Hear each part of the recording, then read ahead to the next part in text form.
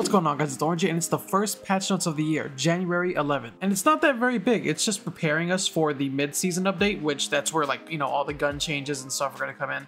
So this is just like prep beforehand. But before we jump into the patch notes, let's actually look at what we have on game or in-game. So what's featured this week for Warzone is Battle Royale Trios, Resurgent Quads, and Lockdown Quads, both on Vondel. And then for Resurgence, we have Resurgence Trios only on Military Base. They said this was community voted. I don't know who in their right mind voted for Military Base to be on all the time, but they definitely need some psychic evaluation for whoever voted that. So the rotation is knocked down to trios. So you have the Popolov Power, Orlov Military Base, and the Suburbs on the regular map. And then if you want to play Ashika, you have to play solo. So that sucks for the Ashika Island enjoyers.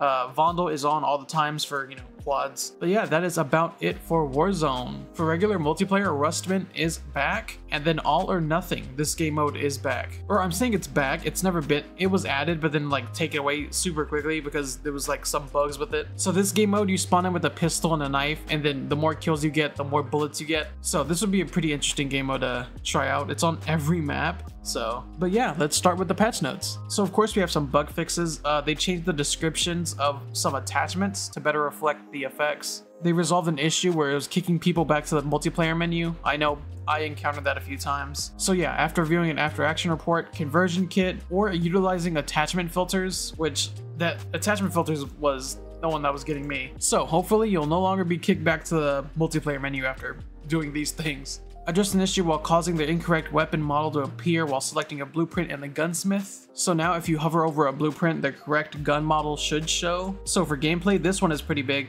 So when you spawn in on small maps, you no longer do that cock animation where you like pull back the hammer and like load the gun. You just like spawn in ready to go. You don't have that like little like 2-second animation that plays. This would suck like on Rust or in Shipment where it's so small and condensed.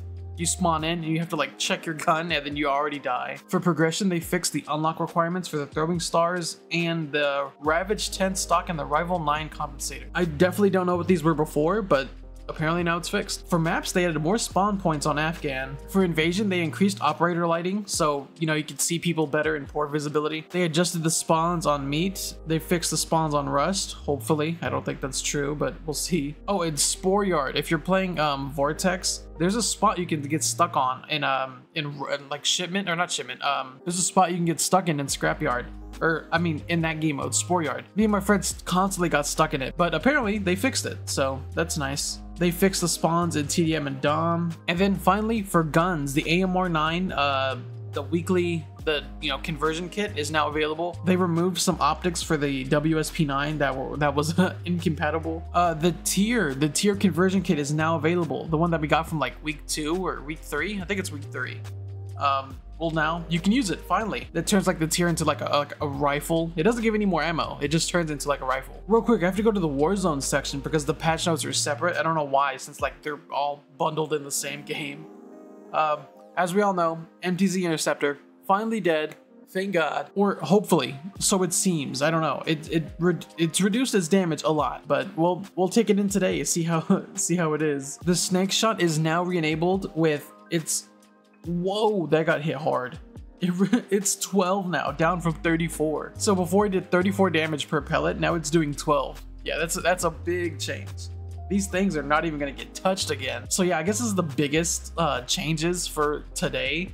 The MTZ Interceptor getting absolutely railed into the ground, and the snake shots being, you know, you can use them again, but I don't know why you would, because it's literally doing nothing to them. If you play hardcore, the scatter mines will no longer kill you. I know I've been killed by them a ton, and they only changed in hardcore. It does the same amount of damage in core modes, but in hardcore it does 1 damage. So for zombies, they fixed where you lose your Aether Blade or if you throw it at a harvester orb. I don't know why you would do that, but I guess some people lost their Aether Blade while throwing it at a harvester orb. They closed the duplication exploit associated with ammo caches. I didn't even know that existed. Oh no, that was it. That was it. After the zombies, there was like, you know, week 4 stuff and general fixes. But yeah, it wasn't going to be a very big patch notes today because it's just, you know, it's just preparing us for this season 1 Reloaded update, which is like in 5 days. or 6 days. Here is the, if you wanted to see the what the tier is, this is what the tier conversion kit. Hopefully it's doing some good. It turns into like a marksman rifle, kind of, if I hit my shots. Boom, boom, boom. Although it does have, it only has 5 bullets, so it does not increase the ammo at all. So if I put on 3 plates, look, this said boom, boom. Maybe this is the new MTZ interceptor. Maybe this is it. It's nerfed so bad that, you know, a conversion kit has 5 bullets. It two shots headshots from a pretty long ways away. But yeah, this should be my first video coming back. My second video should be up later on today or tomorrow, kind of going over like where I've been and what I'm gonna be doing. So thank you guys for watching, and here's to 2024.